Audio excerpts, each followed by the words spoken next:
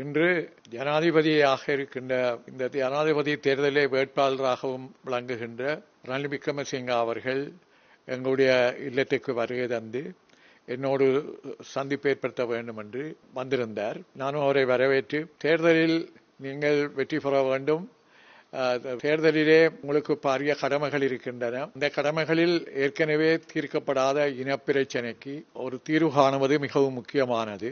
அதே போல போர்னாலே பாதிக்கப்பட்ட தமிழர்களுடைய வாழுகின்ற பிரதேசங்களில் நவீன முறையில் பொருளாதார ரீதியாகவும் உங்களுக்கு பொருளாதார துறையிலே அபிவிருத்தி நடவடிக்கைகளிலே போதிய அனுபவம் உண்டு.